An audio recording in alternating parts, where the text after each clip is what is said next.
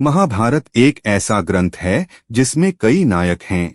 उनमें से एक नायक भीष्म पितामह भी हैं। सभी लोग जानते हैं कि भीष्म पितामह ने महाभारत की लड़ाई में कौरवों की ओर से युद्ध किया था, लेकिन बहुत से लोग उनके जीवन से जुड़ी बड़ी घटनाओं के बारे में नहीं जानते, जैसे भीष्म पितामह पूर्व जन्म में कौन थे, किसके श्राप के कारण उन्हें मनुष्य योनि में जन्म लेना पड़ा, उनके गुरु कौन थे और उन्हें क्यों अपने ही गुरु से युद्ध करना पड़ा।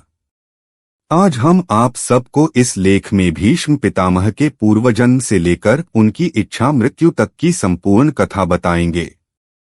महाभारत के आदि पर्व के अनुसार एक बार पृथु आदि वसु अपनी पत्नियों के साथ मेरु पर्वत पर भ्रमण कर रहे थे। वहां वशिष्ठ ऋषि का आश्रम भी था। एक वसु पत्नी की दृष्टि ऋषि वशिष्ठ के आश्रम में बंधी नंदिनी नामक गाय पर पड़ गई। उसने उसे अपने पति द्यौ नामक वसु को दिखाया तथा कहा कि वह यह गाय अपनी सखियों के लिए चाहती है। पत्नी की बात मानकर द्यौ ने अपने भाइयों के साथ उस गाय का हरण कर लिया। जब महर्षि वशिष्ठ अपने आश्रम आए तो उन्होंने दिव्य दृष्टि से सारी बात जान ली। वसुओं के इस कार्य से क्रोधित होकर ऋषि ने उन्हें मनुष्य योनि में जन्म लेने का श्राप दे दिया। जब सभी वसु ऋषि वशिष्ठ से क्षमा मांगने आए, तब ऋषि ने कहा कि तुम सभी वसुओं को तो शीघ्र ही मनुष्य योनि से मुक्ति मिल जाएगी, लेकिन इस द्यौ नामक वसु को अपने कर्म भोगने के लिए बहुत दिनों तक पृथ्वी लोक में रहना पड़ेगा। महाभारत के अनुसार द्यौ नामक वसु ने गंगापुत्र भीष्म के रूप में जन्म लिया था। श्राप के प्रभाव से वे लंबे समय तक पृथ्वी पर रहे तथा अंत में इच्छा मृत्यु से प्राण त्यागे। भीष्म पितामह के पिता का नाम राजा शांतनु था। एक बार शांतनु शिकार खेलते खेलते गंगा तट पर जा पहुंचे। उन्होंने वहां एक परम सुंदर स्त्री देखी। उसके रूप को देखकर शांतनु उस पर मोहित हो गए। शांतनु ने उसका परिचय पूछते हुए उसे अपनी पत्नी बनने को कहा। उस स्त्री ने इसकी स्वीकृति दे दी, लेकिन एक शर्त रखी कि आप कभी भी मुझे किसी भी काम के लिए रोकेंगे नहीं, अन्यथा उसी पल मैं आपको छोड़कर चली जाऊंगी। शांतनु ने यह शर्त स्वीकार कर ली तथा उस स्त्री से विवाह कर लिया। इस प्रकार दोनों का जीवन सुखपूर्वक बीतने लगा। समय बीतने पर शांतनु के यहाँ 7 पुत्रों ने जन्म लिया, लेकिन सभी पुत्रों को उस स्त्री ने गंगा नदी में डाल दिया। शांतनु यह देखकर भी कुछ नहीं कर पाए, क्योंकि उन्हें डर था कि यदि मैंने इससे इसका कारण पूछा तो यह मुझे छोड़कर चली जाएगी। 8वां पुत्र होने पर जब वह स्त्री उसे भी गंगा में डालने लगी तो शांतनु ने उसे रोका और पूछा कि वह यह क्यों कर रही है। उस स्त्री ने बताया कि मैं देवनदी गंगा हूँ तथा जिन पुत्रों को मैंने नदी में डाला था वे सभी वसु थे जिन्हें वशिष्ठ ऋषि ने श्राप दिया था। उन्हें मुक्त करने लिए ही मैंने उन्हें नदी में प्रवाहित किया। आपने शर्त न मानते हुए मुझे रोका, इसलिए मैं अब जा रही हूँ। ऐसा कहकर गंगा शांतनु के 8वें पुत्र को लेकर अपने साथ चली गई।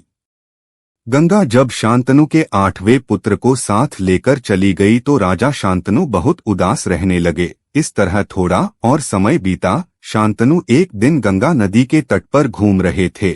वहां उन्होंने देखा कि गंगा में बहुत थोड़ा जल रह गया है और वह भी प्रवाहित नहीं हो रहा है।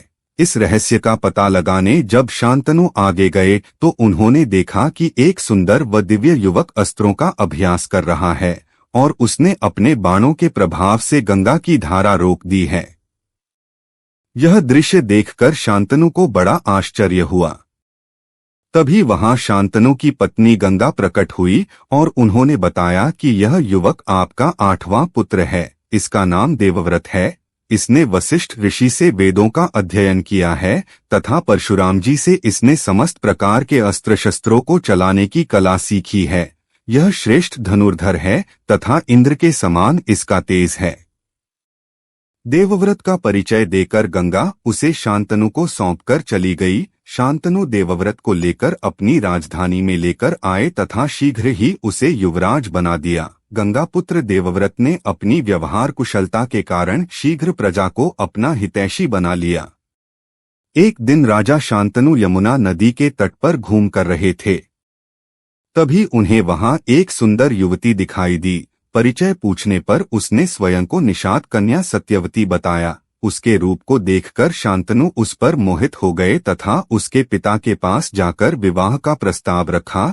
तब उस युवती के पिता ने शर्त रखी कि यदि मेरी कन्या से उत्पन्न संतान ही आपके राज्य की उत्तराधिकारी हो तो मैं इसका विवाह आपके साथ करने को तैयार हूँ।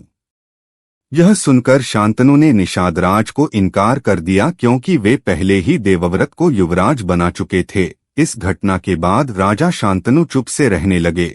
देवव्रत ने इसका कारण जानना चाहा तो शांतनु ने कुछ नहीं बताया। तब देवव्रत ने शांतनु के मंत्री से पूरी बात जान ली तथा स्वयं निषादराज के पास जाकर पिता शांतनु के लिए उस युवती की मांग की। निषादराज ने देवव्रत के सामने भी वही शर्त रखी। तब देवव्रत ने प्रतिज्ञा लेकर कहा कि आपकी पुत्री के गर्भ से उत्पन्न महाराज शांतनु की संतान ही राज्य की उत्तराधिकारी होगी। तब निषादराज ने कहा, यदि तुम्हारी संतान ने मेरी पुत्री की संतान को मारकर राज्य प्राप्त कर लिया तो क्या होगा? तब देवव्रत ने सबके सामने अखंड ब्रह्मचर्य की प्रतिज्ञा ली तथा सत्यवती को ले जाकर अपने पिता को सौंप दिया। तब पिता शांतनु ने देवव्रत को इच्छामृत्यु का वरदान दिया। देवव्रत की इस भीषण प्रतिज्ञा के कारण ही उनका नाम भीष्म पड़ा। भरतवंशी राजा शांतनु को पत्नी सत्यवती से 2 पुत्र हुए, चित्रांगद और विचित्रवीर्य। दोनों ही बड़े होनहार व पराक्रमी थे। अभी चित्रांगद ने युवावस्था में प्रवेश भी नहीं किया था कि राजा शांतनु स्वर्गवासी हो गए। तब भीष्म ने माता सत्यवती की सम्मति से चित्रांगद को राजगद्दी पर बैठाया, लेकिन कुछ समय तक राज करने के बाद ही उसी के नाम के गंधर्वराज चित्रांगद ने उसका वध कर दिया। तब भीष्म ने विचित्रवीर्य को राजा बनाया। जब भीष्म ने देखा कि विचित्रवीर्य युवा हो चुका है तो उन्होंने उसका विवाह करने का विचार किया। उन्हीं दिनों काशी के राजा की 3 कन्याओं का स्वयंवर भी हो रहा था, लेकिन काशी नरेश ने द्वेषतापूर्वक हस्तिनापुर को न्योता नहीं दिया। क्रोधित होकर भीष्म अकेले ही स्वयंवर में गए और वहां उपस्थित सभी राजाओं व काशी नरेश को हराकर उनकी 3 कन्याओं अंबा, अंबिका व अंबालिका को हर लाए। तब काशी नरेश की बड़ी पुत्री अंबा ने भीष्म से कहा कि वह मन ही मन में राजा शाल्व को अपना पति मान चुकी है। यह बात जानकर भीष्म ने अंबा को उसके इच्छानुसार जाने की अनुमति दे दी तथा शेष 2 कन्याओं का विवाह विचित्रवीर्य से कर दिया। महाभारत के अनुसार भीष्म काशी में हो रहे स्वयंवर से काशीराज की पुत्रियों अंबा, अंबिका और अंबालिका को अपने छोटे भाई विचित्रवीर्य के लिए उठा लाए थे। तब अंबा ने भीष्म को बताया कि मन ही मन किसी और का अपना पति मान चुकी है। तब भीष्म ने उसे ससम्मान छोड़ दिया, लेकिन हरण कर लिए जाने पर उसने अंबा को अस्वीकार कर दिया। तब अंबा भीष्म के गुरु परशुराम के पास पहुंची और उन्हें अपनी व्यथा सुनाई। अंबा की बात सुनकर भगवान परशुराम ने भीष्म को उससे विवाह करने के लिए कहा, लेकिन ब्रह्मचारी होने के कारण भीष्म ने ऐसा करने से इनकार कर दिया। तब परशुराम और भीष्म में भीषण युद्ध हुआ और अंत में अपने पितरों की बात मानकर भगवान परशुराम ने अपने अस्त्र रख दिए। इस प्रकार इस युद्ध में न किसी की हार हुई न किसी की जीत। अगले जन्म में अंबा ने शिखंडी के रूप में जन्म लिया और भीष्म की मृत्यु का कारण बनी। जिस समय कौरवों और पांडवों में युद्ध शुरू होने वाला था, उसी समय धर्मराज युधिष्ठिर अपने रथ से उतरकर कौरव सेना की ओर चल दिए। कौरव सेना में जाकर युधिष्ठिर ने सबसे पहले भीष्म पितामह से आशीर्वाद लिया और युद्ध करने के लिए उनसे आज्ञा मांगी। तब भीष्म ने कहा कि यदि तुम इस समय मेरे पास न आए होते तो मैं तुम्हारी पराजय के लिए तुम्हें श्राप दे देता, लेकिन अब मैं तुमसे बहुत प्रसन्न हूँ। तुम युद्ध करो, तुम्हारी ही विजय होगी। तब युधिष्ठिर ने भीष्म पितामह से कहा कि आपको तो युद्ध में कोई भी जीत नहीं सकता, तो हम युद्ध कैसे जीत पाएंगे? भीष्म ने कहा, संग्राम भूमि में युद्ध करते समय मुझे जीत सके ऐसी तो मुझे कोई दिखाई नहीं देता। मेरी मृत्यु का भी कोई निश्चित समय नहीं है, इसलिए तुम किसी दूसरे समय आकर मुझसे मिलना। जब पांडवों व कौरवों का युद्ध प्रारंभ हुआ, उस समय कौरवों के सेनापति भीष्म पितामह ही थे।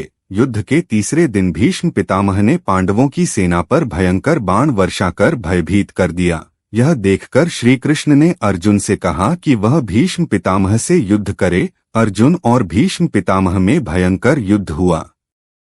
लेकिन थोड़ी देर बाद अर्जुन युद्ध में ढीले पड़ गए और पांडवों की सेना में भगदड़ मच गई। यह देखकर श्री कृष्ण को बहुत क्रोध आया और वे रथ से उतर गए।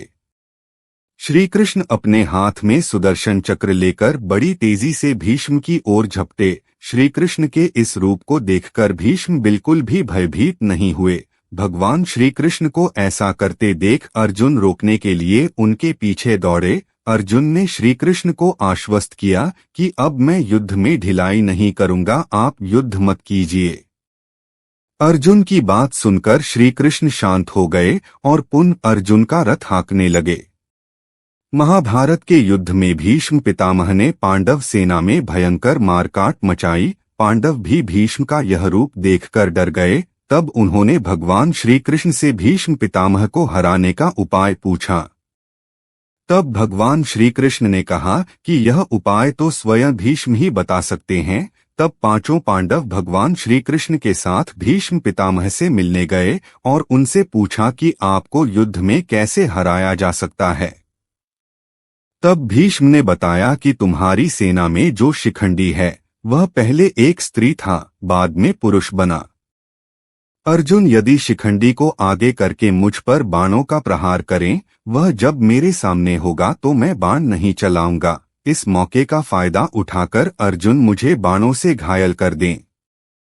इस प्रकार मुझ पर विजय प्राप्त करने के बाद ही तुम यह युद्ध जीत सकते हो।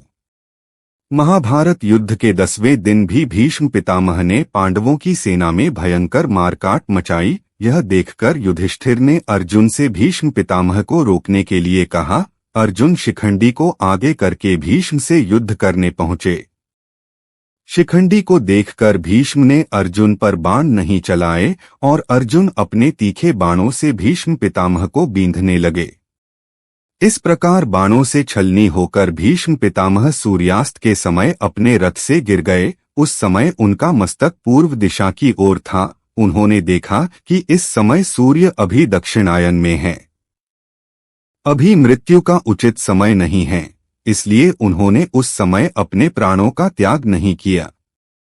महाभारत युद्ध की समाप्ति के बाद भगवान श्री कृष्ण ने युधिष्ठिर से कहा कि इस समय पितामह भीष्म बाणों की शैया पर हैं। आप उनके पास चलकर उनके चरणों को प्रणाम कीजिए और आपके मन में जितने भी संदेह हो उनके बारे में पूछ लीजिए। श्री कृष्ण की बात मानकर युधिष्ठिर भीष्म पितामह के पास गए और उनसे धर्म, अर्थ, काम और मोक्ष का ज्ञान प्राप्त किया। युधिष्ठिर को ज्ञान देने के बाद भीष्म पितामह ने उनसे कहा कि अब तुम जाकर न्यायपूर्वक शासन करो। जब सूर्य उत्तरायण हो जाए उस समय फिर मेरे पास आना।